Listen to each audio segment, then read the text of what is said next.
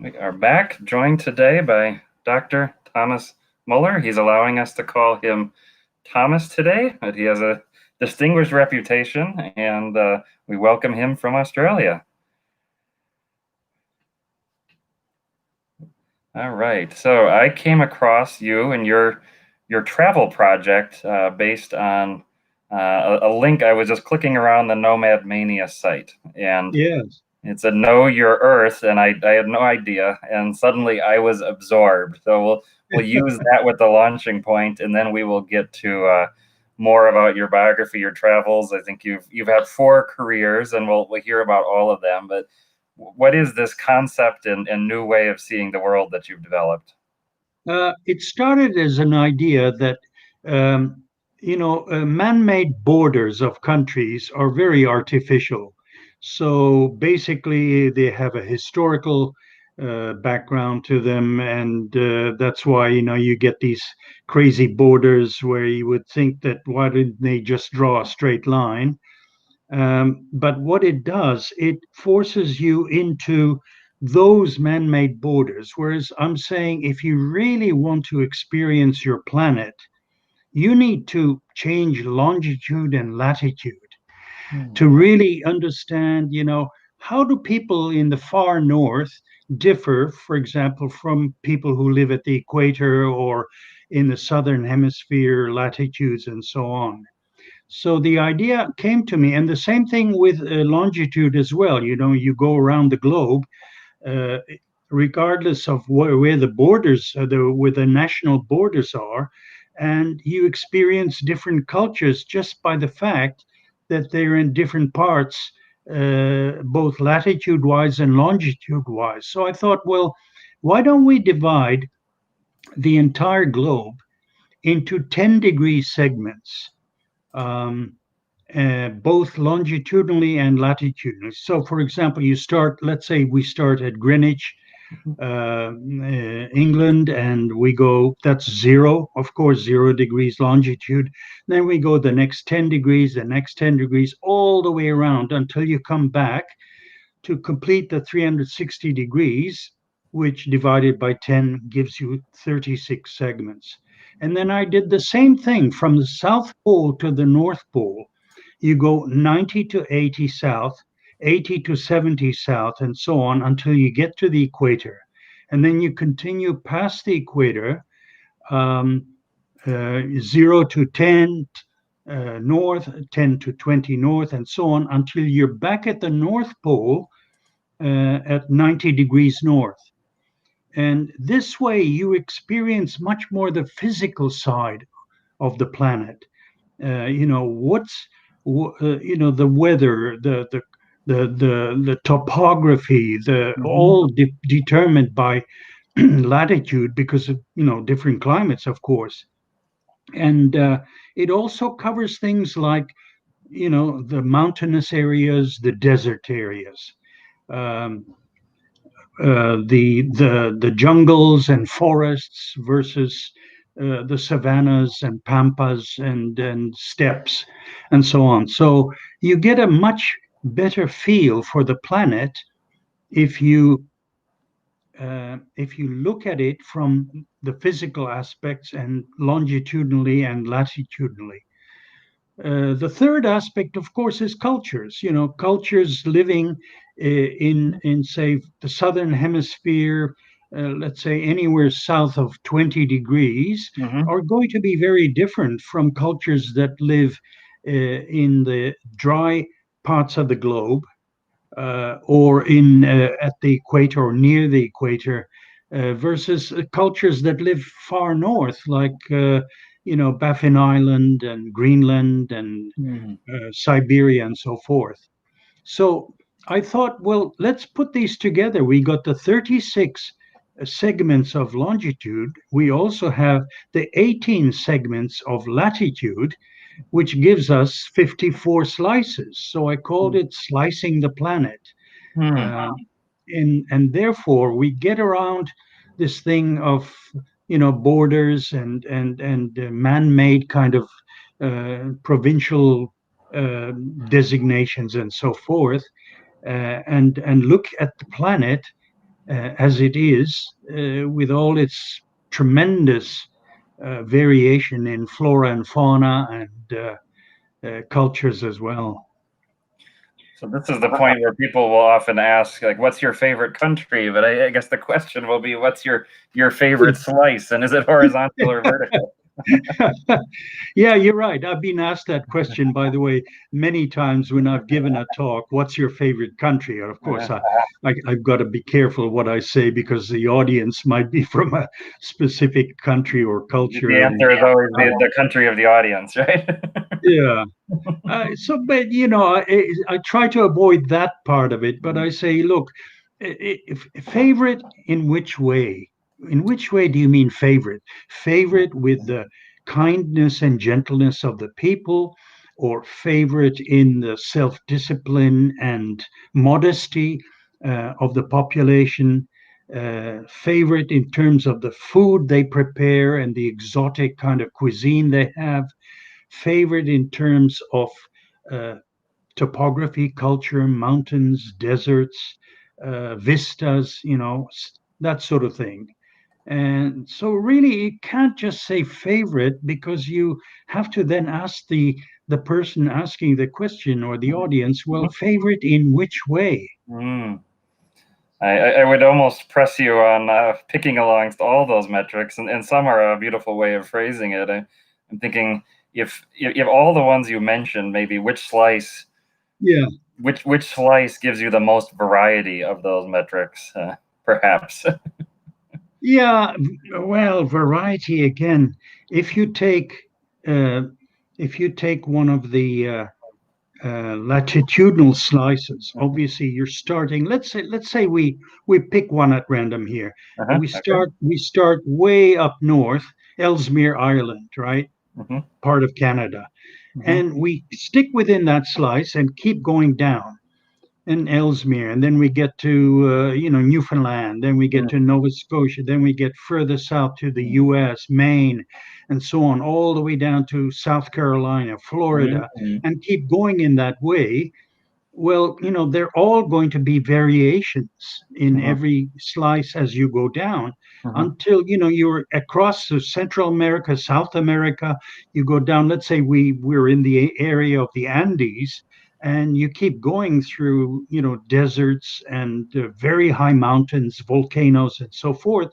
And before you know it, you're way down there in the southern part, which is the tip of Antarctica and on to the South Pole. So you can see that variation very vividly if you just take one longitudinal slice and Mm-hmm. then take it latitude by latitude. Personally, when people ask me, well, uh, what kind of scenery or how could I call it? What kind of uh, physical environment do you Mm-hmm. enjoy most or like most? And I have to say, probably because of my upbringing and my travels and so forth, mountains and deserts are my preferred ones. Uh, I don't like the forest. I find, although there are beautiful forests all over the planet, the forest to me is too encompassing. You're lost inside the forest. You don't get great vistas. Also, same thing with jungle, except for the wildlife that roams inside the jungle. Yeah, but those are very special moments when you can catch wildlife in a jungle. But generally speaking, I find that the forest and jungle is too enveloping. You don't really get to climb up a mountain and see the amazing panorama and further mountains in the distance, and then down in the valleys and so forth. And same thing with deserts in a way, depending where the desert is, you get some amazing images. Sand dune, everything from sand dunes to rock formations to that sort of thing. Dryness, very different flora, of course, Mm-hmm. and so forth. Plants that have adapted to this kind of dry environment and so forth. Oh, fantastic. That leads to my Hull's question in the audience. He's saying favorite kindness in the mountains. Favorite what? kindness. You mentioned kindness as a Yeah. metric. So is there a favorite kindness you've experienced in the mountains? Well, in the mountains, maybe not because now we're talking physical environment, but let's go down to a society or civilization or a culture. Mhm. And, I mean, from my personal experience, I've found a tremendous similarity in the politeness and helpfulness of Danes in Denmark Mm. and Costa Ricans in Costa Rica. They gave me the impression that they're always willing to help you Mm. if you're lost or if you're looking for place or if Mm-hmm. you've lost your way on the road or even in town, you don't know where the place is, the museum is. They will go out of their way to help you. I found that very interesting that these countries, the same thing I also found in Southeast Asia. Mm. Southeast Asians have almost like a cultural affinity towards being polite and Mm. not offending people. And Mm-hmm. sometimes a little bit too polite, but yeah, it's such a pleasure to find that you get much less aggression in a situation where you might, for example, make a request that in another society might seem outrageous. Uh, Mm. they will tune down their aggression, which generally speaking they're not aggressive people, but they would practice self-control. It's almost like a kind of Confucianism, consider the other person. Even things like age differences, younger people always more respectful of older people, whether they're family or strangers. Mm-hmm. Uh, so yeah, I found that's a amazing cultural distinction that I found, for example, in Vietnam, Laos, Cambodia, Malaysia, Indonesia, that sort of thing. Oh, that's fantastic. You're such an eloquent speaker on places. I think every country and destination should hire you as their tourism bureau spokesperson. Yeah, And it's one. It's interesting. I mean, Denmark is one that doesn't jump out of the tip of the tongue in discussing with a lot of travelers in that regard. So it's interesting yeah. to the No, more reserved, maybe a more yeah, they are. reserved place. Yeah. Yeah, they are, and I found that very much among the Danes. They're helpful and they're reserved. And I once observed a scene where somebody went into a bank, Mm-hmm. and it happened to be a young fellow, and he got all aggressive because he was thinking that he's waiting too long in the line, although there were many people in front of him and also behind him. And he started to get abusive. And I could see that the people serving him in the bank, the cashiers and so forth, they were very uncomfortable with this kind of aggressive approach. So you sort of think, well, wow, yeah, he could have toned it down and Mm-hmm. not upset the people serving him when he finally got to the counter. Hmm, fantastic. And we've got Jorge Serpa mentioning Cape Verde as a one particularly known for kindness of people as well. Yeah. Yeah. Have others mentioned And Zach says one of his best friends is a Dane, and he has Satan tattooed inside his inner lip with an upside down cross for the T. So they're not all that reserved. that? Yeah. We've got a Yeah. well traveled audience, so that's Yeah. Yeah. Interesting, huh? Cape Verde. yeah. Yeah. Oh, There's an interview series called Counting Countries where the host always asks, and these are people that have been to every country in the world or are significantly along the way, and yeah. ask about most hospitable. And I think it's Yeah. about 9 out of 10 say Iran, which is a country you have Oh, absolutely. personal I connections to. Yeah, I will vouch for that 100%.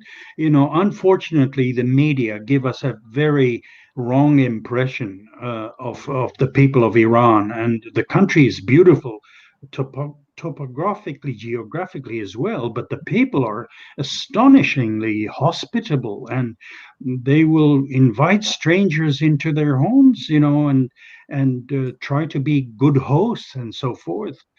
So they get a bad rap, unfortunately, in the media because the politics gets into the picture. Mm-hmm. And if you take the politics aside, the people are wonderfully warm Mm-hmm. and hospitable and helpful and approachable and so forth. Yeah, very helpful. Yeah, And your answer could have been given by travelers such as myself that have spent a short time there, but you spent significantly more. And let's dip into your early years. I have that yeah, you've been educated in Kenya, Iran, Britain, and Canada. So yeah, talk about that. yeah. So yeah, it is. It was a lot of Americans, for example, that have come back from a visit to Iran. They're astonished, and some of them my friends, some of them people I've met, and they're saying, "Wow, we had no idea that Iranians, Persians are like this," because you read the media and you watch the TV scenes, and you think and all you seeing is aggression, demonstrations, chants against America, and that sort of thing. And when you're in the country, well, no, stay out of politics, and the people are wonderful. Fantastic. And which part of your education was in Iran? It was, you will laugh about this, but I attended an American school in Tehran Hmm. from the age, from grade 2 until grade 10. Wow. And yeah, and it was a school set up by the American missionaries, Presbyterians, I think they were, Hmm. and they ran the school for English speaking children.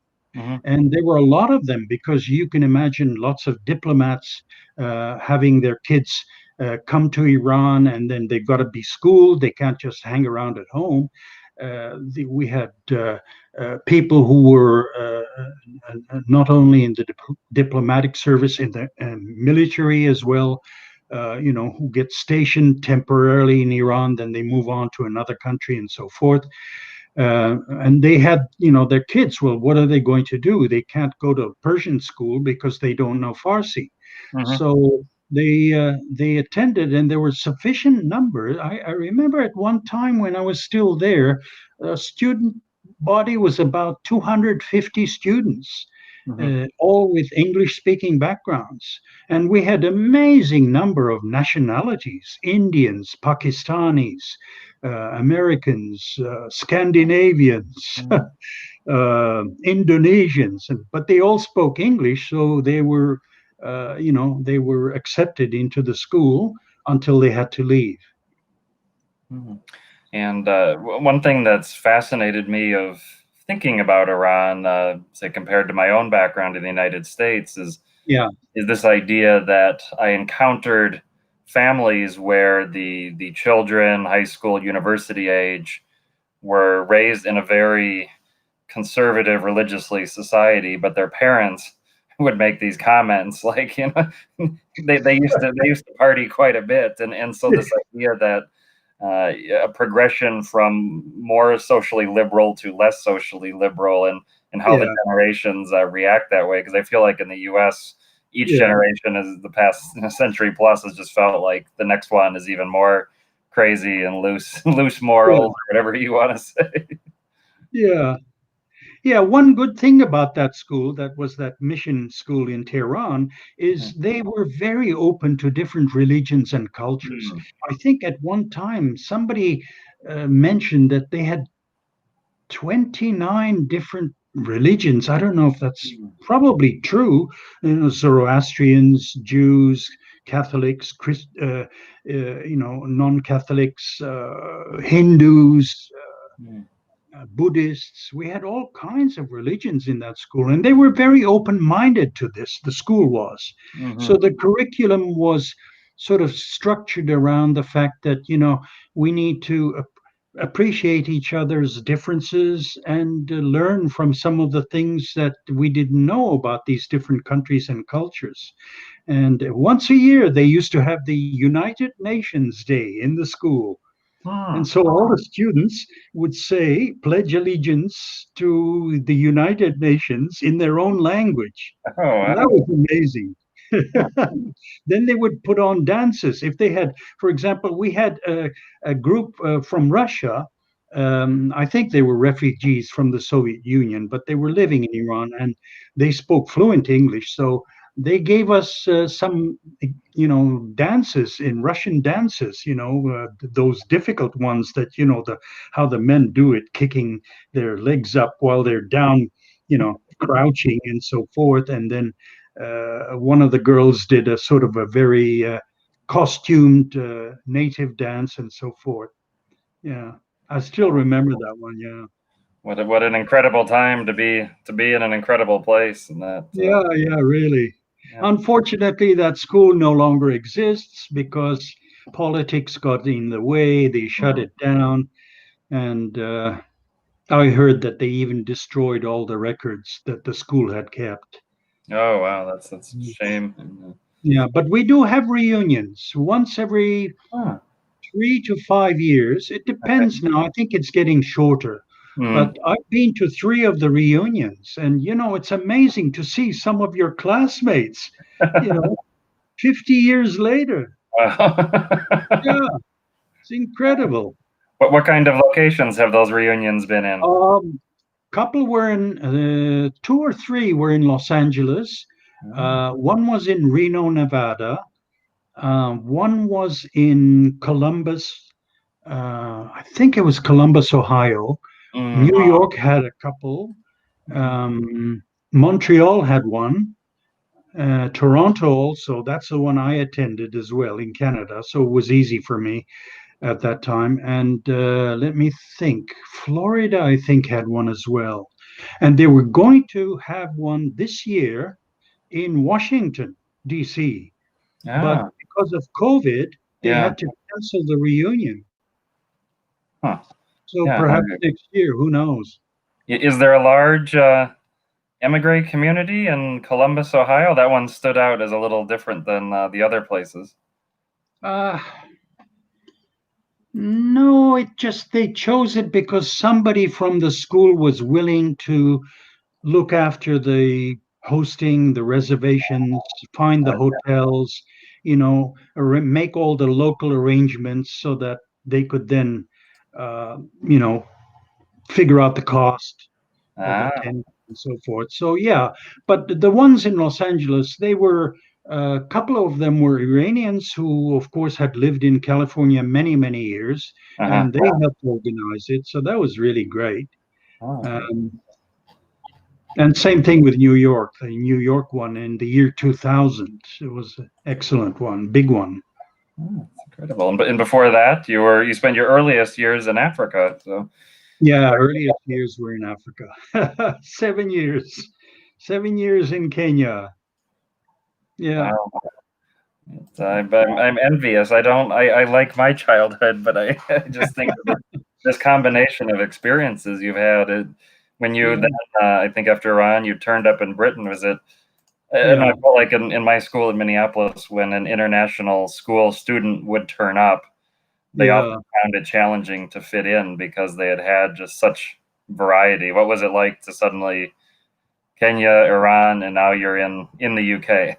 yeah. Well, now in Australia, of course, yeah. Yeah. But yeah, UK was much more homogeneous, of course. I mean, I think it was we only had one South American student, one Pakistani, and perhaps one Indian, and they were all fantastic bowlers, cricket bowlers, and but the rest of them they're all from England, or Wales or Ireland and so forth. So it was much more homogeneous than these international student bodies that I was used to. Yeah. Zach is asking, you've mentioned politics getting in the way. He's Oh, always. asking, Yeah. have you met with many politicians across the countries you've lived in over the years? What stands out as a memorable interaction with a politician? No, Impact. uh, really haven't. I mean, I'm trying hard to remember. Uh, Believe it or not, I only saw the Shah face to face twice in my entire 20 years, Hmm. you know, at a distance. And of course, they had all the Secret Service around him, so you Mhm. couldn't get any closer. Um, but politicians, gosh, not really. I knew the mayor of Tehran at one time, Hmm. when he was mayor then. And in fact, when his son was in the school that in our school in Tehran, uh, fluent in English, of course, and he went on to U.S. after he left Iran. He went on to uh, the Andover School in Andover, Massachusetts. Hmm. And I kept in touch with him. He now lives in Palm Springs, California. He became a psychiatrist. Ah. So Ah. yeah, we kept in touch. There are a few like that. There's a fellow in Atlanta, Georgia, that I've kept in. He was my classmate, Mhm. and we've kept in touch all those years. But yeah, it's difficult. You lose contact. Hmm. Fantastic. And You said you're you had a happy boyhood memories of school. Did you say? yeah, very happy, but occasionally I was at a small school where many students like myself had grown up in the same place. Yeah. So every so often, say a family that had had a diplomatic or business background would Ah, would okay. move, and it would be somebody who was, say, at international school in Hong Kong, and Yeah. they often it seemed like they had trouble adjusting to be in a place where everybody knew each other for so long, where they were used to seeing new classmates every year, even if All they the stayed. time. Yeah. Yeah, Interesting. yeah. Yeah. We've And got they all, go ahead. which in which city was this? Minneapolis, Minnesota, which is Oh, Minneapolis. for Yes. not great reasons right now, but Yeah, yeah, yeah. I have a very good friend from Iran in Minneapolis, but mm, he didn't attend the school that I was in. mm, But we just happened to run into each other, and we've been friends now for 45 years. mm. Yeah. Wow, fantastic. Michael is asking, did you ever visit the Amir Kabir Hotel in the Tire district in Tehran? He said it was the hippie hotel in 1974. Amir Kabir Hotel. No. 19 what? 50? In 1974, I think was when he 74. did. Sorry. Yeah, I was gone then. yeah. I left Iran in 1971. Mm, Amir Kabir. No, I don't. mm. No, I don't remember that hotel. Oh, that's fine. Yeah, I mentioned my childhood, and Zach said, he's glad that I wasn't raised by junkie losers. So my father works in mental health, and Oh, his really? his only rule was, he said, no drugs. He said, if you do drugs, I'm not paying for college. Yeah, okay. So I didn't. Interesting. I never got into drugs. Yeah. Yeah. We meandered away from your list, but we haven't found out. So we've got the theoretical world in terms of so we've got the 54 slices. So that's Yeah. what, Yeah. 18 by 36. So we've got uh, let's see, what we've got, over 600 possible chunks. Yeah. I got that Well, right. So yeah, 640. you've got it. Yes, that's right. What happened is when uh, Harry Mitsidis, whom you've talked to and interviewed, Mm-hmm. got wind of my system, he said, 54 is too easy to complete. And then what? It's finished. Everybody can do it. So let's divide it into every 10 by 10 quadrant. And of course, you end up with some 460 or so that are on land, because obviously you can't stand in a quadrant which is on the ocean. But Oh, well, you haven't talked to the most traveled people. They'll yeah, find something in the ocean for you to I'm sure. make a Yeah. submersible. Yeah. Yeah, that's right. Well, I said to Harry at one time, if you can invent Jesus shoes, I will be there at that quadrant on the ocean. But doesn't work that way. And going, standing in that quadrant on deck of a ship as it's passing through, I don't know. That's cheating a little bit. But yeah, the land, there's 460 odd of them on land. So yeah, good opportunity. Hey, that's interesting. That's an interesting thought when you think about. We always hear how much of the Earth is covered by water, Yeah, and yet about two-thirds of with this yeah, methodology touch some amount of land. that's right. Mm. Huh. That's right. The vast majority of the surface is ocean. So you get all these blank spaces on a map, and there's nowhere to visit or stand. No, not even a tiny island. So yeah, but the continents give you plenty to stand on. Lots of experiences. Now, have Harry infected you to the point that you've counted how many you've stood on? Oh yes, I don't know what I'm at now. Somewhere I had it scribbled. Let's have a look.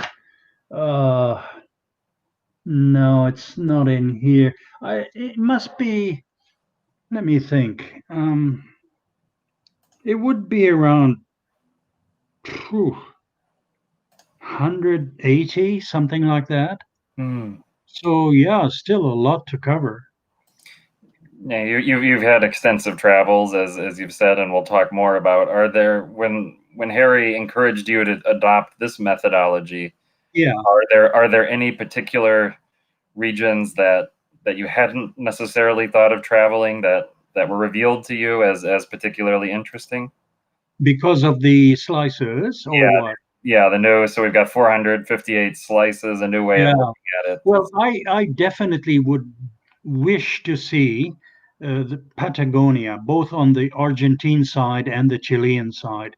I Hmm. think that's it's an amazing. Obviously, you wouldn't go there in the southern hemisphere winter, but you know, during the spring and summer and early fall, that must be a fabulous place. Not only high mountains, but glaciers and rivers and inlets and all this kind of thing. That must be incredibly photogenic. I would love to go to southern Chile or southern Argentina to see Patagonia. Yeah, but yeah, you definitely cover several slices there. Yeah, I'm fascinated. I shared the link to the Nomad Mania area where you can enter your quadrants, and Yeah, yeah, yeah, that's going to take a real. You're going to yeah. be pouring over lines and that. Oh yeah, you have to. Yeah, I know. It's a little bit difficult. You're right because it's. I found from the map that they have put on the website, it's difficult to see the boundary of Hmm. that quadrant because there's some stuff underneath that shows through, like maybe the country or the names or something like that. Oh, I Uh, think it might be the Nomad Mania, the over yeah, 1,000 regions. Yeah, I see. yeah, underneath it, and it sort of makes the thing fuzzy. So yeah, it's a little bit of a pain in the neck to fill out those quadrants. Well, that's very much in the Nomad Mania spirit. So they're all madmen and madwomen that Yeah, have yeah. a great Ask, resource.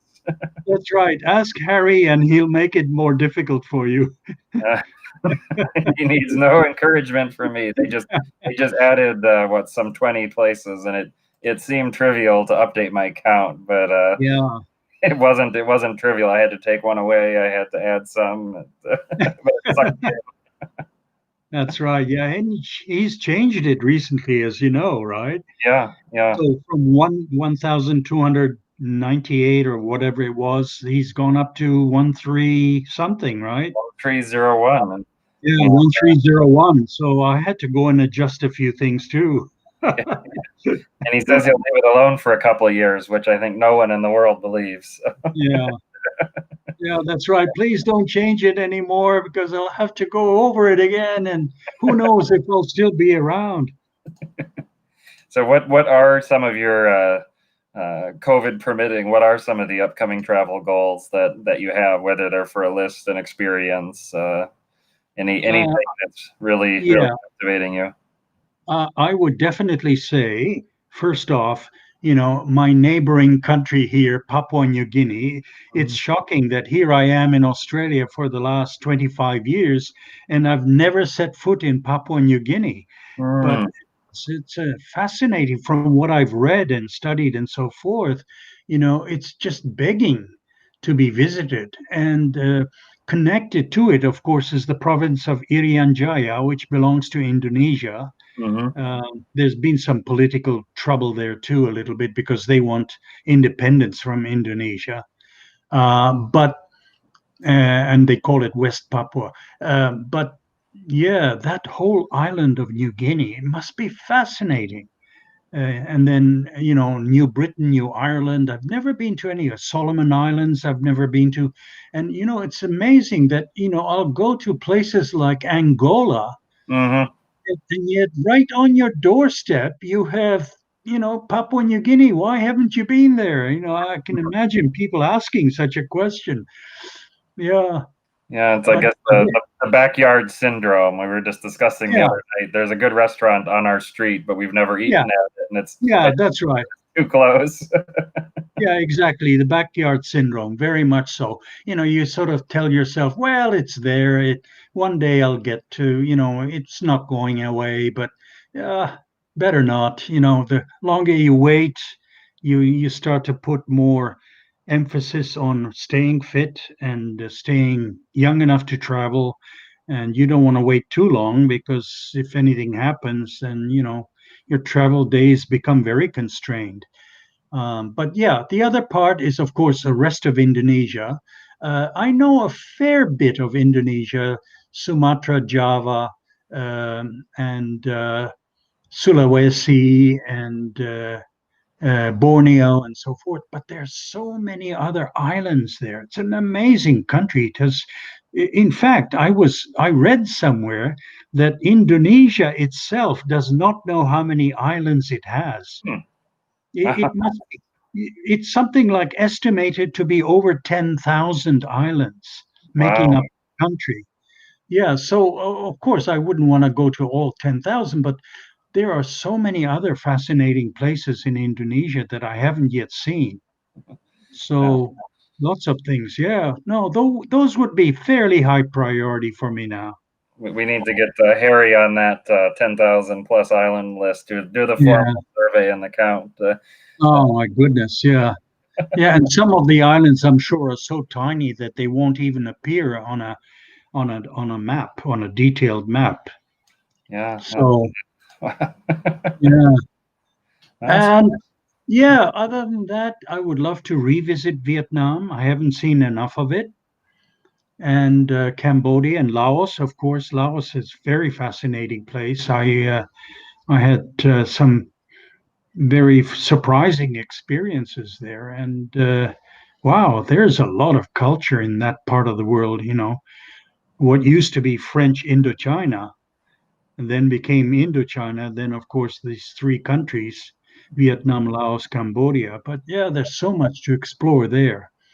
And the northern parts of India, I know some of them, but I'd like to get closer to some of the Indian states that are bordering on the Himalayan mountains. mm, Yeah, fantastic. Yeah, I've been to Sikkim, but just a short visit, and yeah, the Northeast yeah, states I've not been to at all.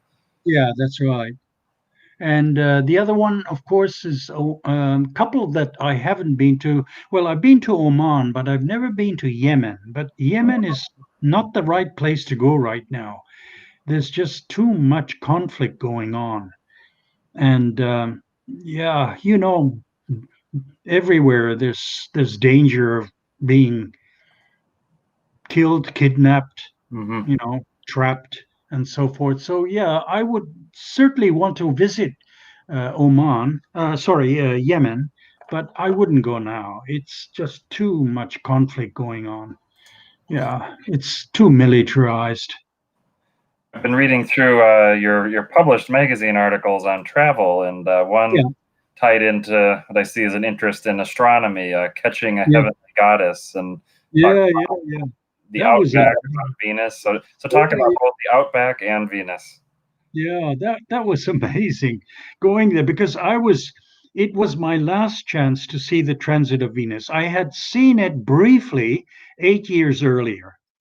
And Hmm. as you know, these transits go in pairs of eights and then nothing for 120 years or Hmm. 115 years, depending on the cycle. But yeah, because Venus doesn't transit, is in a different orbit to the Earth's, it's on a different plane to the Earth's orbit.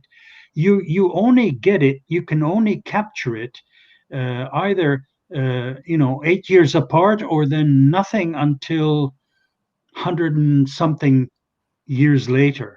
Hmm. So I thought, well, okay, I was lucky enough to capture that first one. Then 8 years later, I thought, this is my last chance. I mean, even my grandchildren will not be able to see a transit of Venus Uh-huh. again. So Yeah, I so went, 2117 and 2125 are the yeah, next. Save the dates. yeah, yeah, something like that. And Yeah. so I thought, well, don't miss it. Now, where is it likely to pass in a cloudless sky? And I thought, well, this is it. I mean, it's got to be in what's it called, Northern Territory, Australia, and they have clear skies at that time of year. So I Mhm. I got to Darwin and rented a car and went down to Catherine, and Mhm. in Catherine, I was able to select a site perfect, no trees around and everything, set up my camera, and then just got it, you know, photographing every, I think, 2.5 minutes or something like that. So I could capture the track of Venus going across the face of the sun. Wow, incredible. And Yeah. what other astronomy themed travel have you undertaken? Well, one was to Mexico to see the Great North American eclipse. That was amazing. That was a 6 minutes or 6.5 minutes. Hmm. Yeah, total eclipse. That was amazing. Oh, there were a lot of people on the beaches there looking and, with their telescopes aimed up at the sun, and it was directly overhead. So actually, I had to lie on my back to be able to photograph it straight. I didn't have any of this sophisticated equipment like some of these amateur astronomers had brought with them, telescopes with solar filters and so on. But yeah, I was able to capture some of the some parts of some phases of that eclipse, and it was amazing. Yeah, that was a long one. Fantastic. And how about canyoning in Venezuela? Yeah, wow, it hurts to think about it. Ouch. Yeah, that was when I was there in gosh, what's the name of the town now? These names are fading. Um, Venezuela in the mountains there. Merida, that's it. In Merida.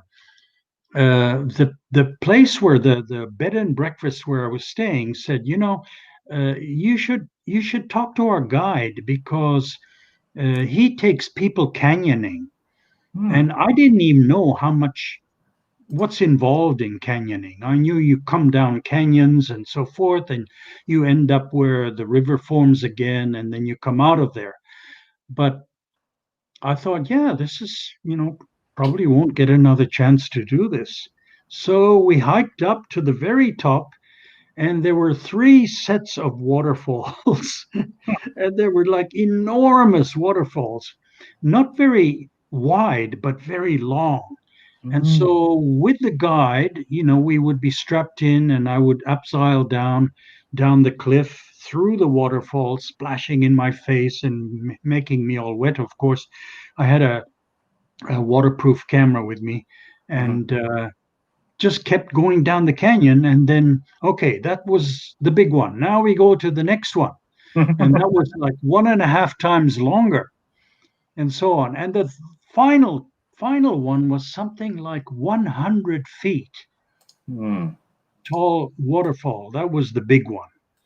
And as I was coming down, I I thought, wow, I better stay on the edge because the water flow was uh, how can I say, the volume of water was so large that, I didn't want to suffocate or drown in that the torrent. So I sort of came down the side of it. Of course, I got splashed too by the water, but got to the bottom, and then signaled up to my guide at the very top, and he released the rope, and I went straight down into the waterfall pool, not knowing that you can't swim in air bubbles because there's this huge amount of foam. So I nearly drowned, and fortunately I took a breath before I went down, and then crawled along the bottom to make my way to the side and got out on the rocks on the side there where it was dry, and waited for another person to come down. There were only the two of us coming down, and the guide stayed up and he led her down. She was coming down. She was from Massachusetts, and she came down, and same thing happened to her. And I thought, this poor kid's going to drown. So I went in to get her and fished her out. That was just, and by the time we got to the bottom, I mean, she thanked me from the bottom of her heart for saving her life. I don't know if I saved her life, but I like to think I did. But it was just agony, rope burn all over, nylon rope. You can imagine, huh? Scratch marks everywhere, and bashed in knee, and I don't know what else. It was just so painful. But what an adventure! Yeah, Fantastic. And a third one I'll ask you about is Canada's far north. yeah, that was interesting. That was 2.5 months of, yeah, not seeing the rest of the world, which isn't covered in ice or snow. Yeah, that was amazing. Yeah, going to all these islands that I otherwise would not have been able to visit because the ship was ice strengthened, Mm. and we didn't have too many passengers. I think the number was around 120 passengers on that one, adventurers, and we just kept going. Yeah, all the way up from Greenland. We crossed over, came back to Greenland again, then up to Greenland to the northernmost town or village in the world, Mm. and across again to um, Ellesmere Island, Baffin Island. No, before Baffin, there's another island there. Forgot it now. Then later, and then through the Northwest Passage, all the way to almost touching Alaska. What was it? Victoria Island and uh, Seymour Island. Let me just refresh my memory here. Mm. Oh, Banks Island. Yeah. So the furthest west we got to was Banks Island, and then back again through all those inlets. Uh, some of the parts were repeats, then down into the tip of uh, Hudson Bay, and then Baffin Island. That was an amazing place. The Mm. coastline of Baffin Island. It's an amazing place. And so we probably did around, hmm, I'm guessing around 20 to 22 landings where people went ashore and explored. Not And your then, not your average Caribbean cruise. yeah, that's right. And then down to Newfoundland, of course, Nova Scotia, and then slowly went from there to what was it, New Brunswick, and then home. Wow, fantastic. Let's Yeah, pivot and talk a little bit about your academic career. There's a travel yeah, sure. tie-in, but Yeah, first, what would you describe in your official biography, training in experimental cognitive psychology and yeah, behavioral decision making? yeah. And I'm curious. Over 25 years, Canada, Australia, and finally Japan. Japan is one that I've spent one summer in college, but I'm Did you? to live there for a time. What was that experience like to teach there? Oh, amazing. Another one of those amazing societies where people are so humble, modest, and respectful, and, go out of their way to help you. Mhm. I spent 2.5 years there, and I will tell you the truth that only once did I ever see any kind of violence between two Japanese. I think one of them had had too much to drink, and there was a little bit of a punch up, but then it was all friendly smiles afterwards. And they were obviously office workers on their way home, maybe via via the bars or something like that.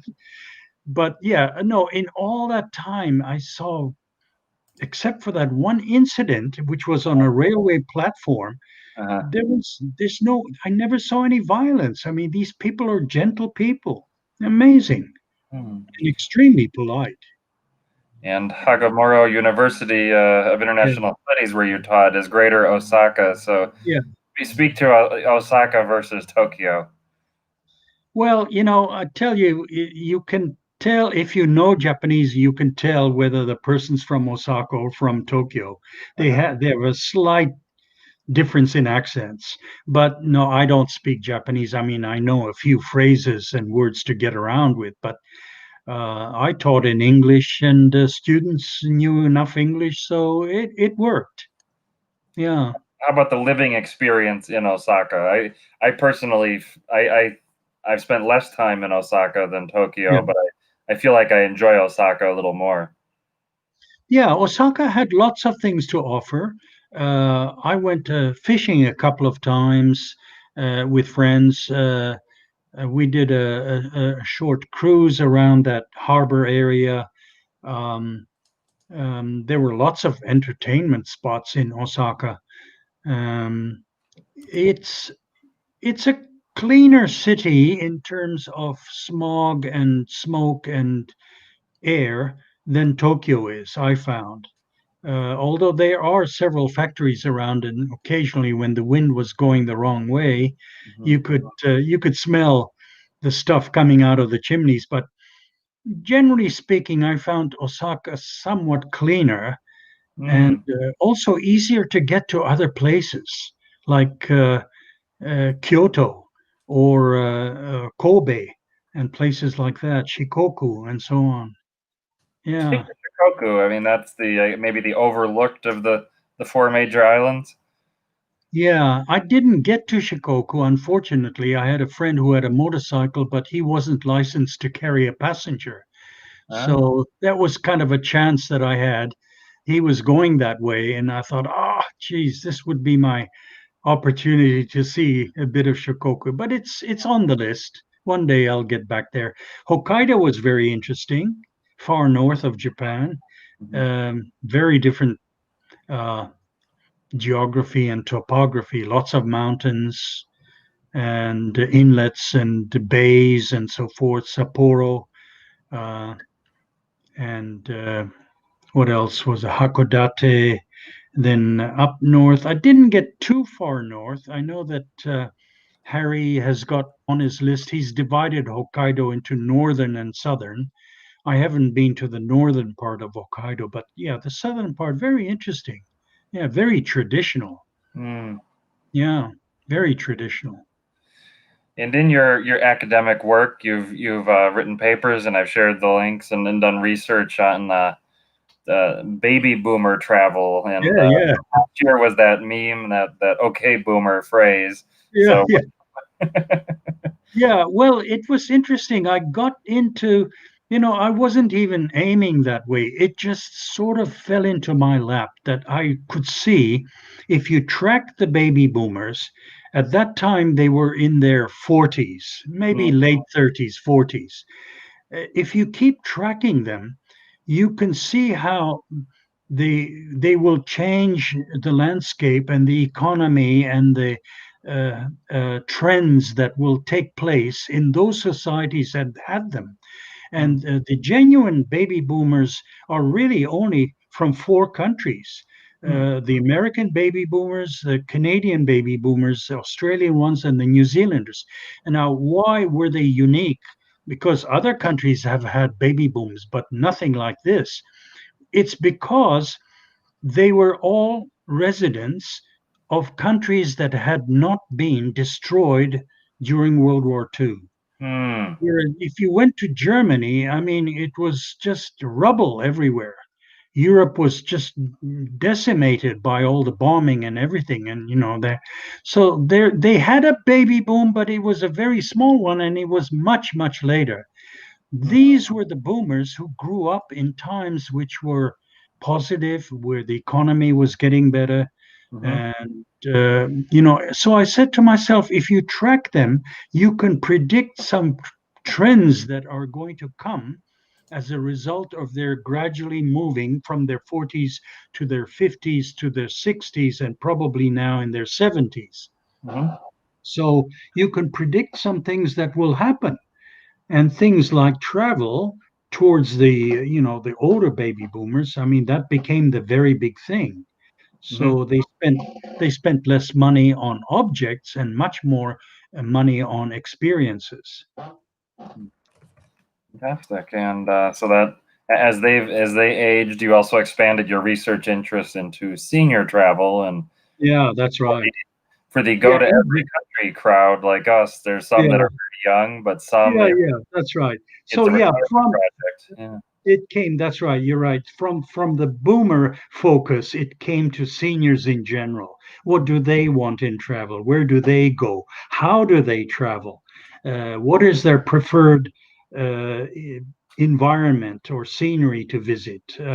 What are they looking for? Cultural experiences or geographical experiences or ethnic wonders, or just mixing with cultures that have different uh, cuisines and different lifestyles and different dress and that sort of thing. Yeah. So yeah, it expanded into senior travel. Hmm. I had a professor in college who had early in his studies had been a travel guide in China, and he said the Yeah. seniors were wonderful travelers, except the thing they couldn't do was if they were retired, apply their travels to their professional phase of their life, and so Yeah. how to encourage young, especially Americans, to get these experiences before they retire. Well, my biggest single advice is this: learn another language. Hmm. It is so important to expanding, first of all, your thinking about other places and cultures.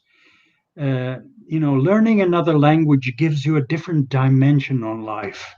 Mhm. And I encouraged all my students when I was teaching in college that, learn another language, learn two Mhm. new languages, Mhm. and it really opens your mind. It shows you that, wow, we're not all thinking the same way. Hmm. Fantastic. And what languages have you learned? Well, it started with Czech because my parents were from Czechoslovakia, even though I was born in Nairobi, Kenya. But when we moved to from Kenya to Iran, of course, I learned Persian. Mhm. Then I learned French in school and German as well. Um, English I knew because, well, Kenya was a British colony, so going to kindergarten there, of course, you pick up the language very quickly. Mhm. And then later on, I started to, dabble in Arabic and Spanish. Arabic is similar to Persian in that you can read the writing, but I don't yet know the language Mm. fully enough to speak it. But I can read what's written because it's the same uh, from right to left script that the Persian language uses. Um, Mm. and Spanish, yeah, I'm trying hard. I'm learning bit by bit to learn Spanish as well. And of course, because Russian is a Slavic language, it is like Czech. Czech is a Slavic language. It was very easy for me to pick up Russian. Hmm. Fantastic. Yeah, Russian. The only uh, foreign language to me that I've learned is Mandarin Chinese, and I lived there for a decade. I'd really Really? like to add Russian. I've made Yeah. a I've And made you some halting attempts at Spanish, and I realize I just don't have the passion to learn it. So, and what about Chinese? Did you learn a little bit of it? oh yeah, I studied from fifth grade in school Okay. all the way Okay. through, and then lived there for a decade. Really? So you can read the Chinese characters? Yeah, yeah. Oh, wonderful. So Well, there you have it. That's that's wonderful. You and that got, is the best travel experiences I have is being able to yeah, communicate in the yeah, language is such a different thing than using English. yeah. And have you explored a lot of China? Yeah, I lived there for a decade and I've been to Yeah. every province. Oh, okay, excellent. Wow, I envy you. Yeah, yeah. Yeah, We have that's a great. mutual envy society then of you've had so many great experiences. I want to close with a phrase. You gave a piece of advice on learning languages, but Yeah, the phrase you used earlier is to stay healthy, and I think you said to stay young enough to travel. yeah. So what's the magic formula for these for you for these incredible trips you're taking? The magic formula is, well, stay fit. Obviously, you don't want to, wait until it's too late, until you become, a cripple, or you have problems with mobility, or you have high blood pressure, or you need all kinds of medicines to take along with you, and who knows what might happen. You might get into a hospital that isn't well equipped during your travel. So you don't want any of that. So you want to travel before you hit that point where you can't travel anymore. It's difficult to travel anymore. Mm, And you certainly don't want to travel in a wheelchair. Although I have seen some very adventurous travelers mhm, uh, going around in wheelchairs, but of course they have either a partner or a wife or a carer mhm, traveling with them so that they can, get around in the wheelchair. But that's already pushing it. And you're not going to be able to get to some of the places that others can mhm, if they still have good mobility. mm. So physical mobility. So I would say, yeah, stay fit, stay healthy, and just keep yourself going. Try to keep your, uh, all the things like blood pressure under control. Watch your diet so that you don't have things like that. What else? Yeah, generally speaking, stay healthy and do it before it's too late. Well, That's my fantastic advice. advice. And, we may not be able to do it immediately because of the Oh, this, mental health situation, but as yeah. soon as it's feasible, You- that's wonderful advice to exactly. implement. Yeah, you've hit the nail on the head because I feel so frustrated now. Australia is in lockdown, as so many other places are. You can't leave Australia without going into quarantine in two different places. When you go there, you arrive, you go to quarantine, you come back to Australia, you're into quarantine. I mean, that's 1 month down the drain. Yeah. So it just, yeah, I feel frustrated that I cannot travel very much now until those borders open and until the COVID pandemic is more or less under control. Yeah, it's very frustrating. Well, in the meantime, the best we can do, I believe, is stay fit. So we will do that. That's Thank right. you for We joining us. stay. We got to. So, are you now talking from Seattle? Did you say? Yes, yeah, from Ah, Seattle. okay. So, how's the weather there today? It was very hot for now. It's only cold and rainy, and everybody's in jackets. So Really yeah, cold and rainy. That's like Vancouver sometimes.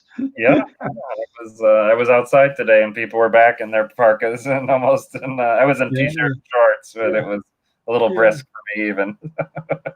Yeah, well, as most of your audience will know, being in the southern hemisphere, we're in the middle of winter now.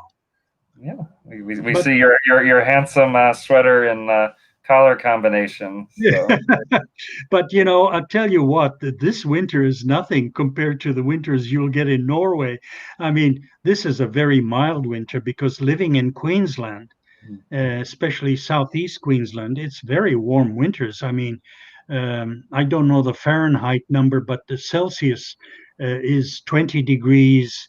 Is the lowest it gets, and during the daytime, if you're lucky, it'll climb up to 22 Celsius, which is very comfortable for most people on the planet. yeah, we Uh, would have been in Queensland 2 weeks ago because that's the rest of the year is too hot for us. But we like yeah, yeah, April that's and right. June. Yeah. Yeah, people arriving at the end of our winter say, "Wow, this is boiling hot. This is, wow, I'm sweating and all that stuff." But yeah, that's true. Very true. So yeah, our days are getting longer. Your days are getting a bit shorter. That's right. But wonderful time talking with you. Thank you for sharing your travels, this new perspective, a new list to travel. Only 458 slices by the combined efforts of Thomas and Harry. Thank you for joining us tonight. Yeah, thank you so much. It was really a pleasure talking to you, and I hope your audience that was listening in also enjoyed it.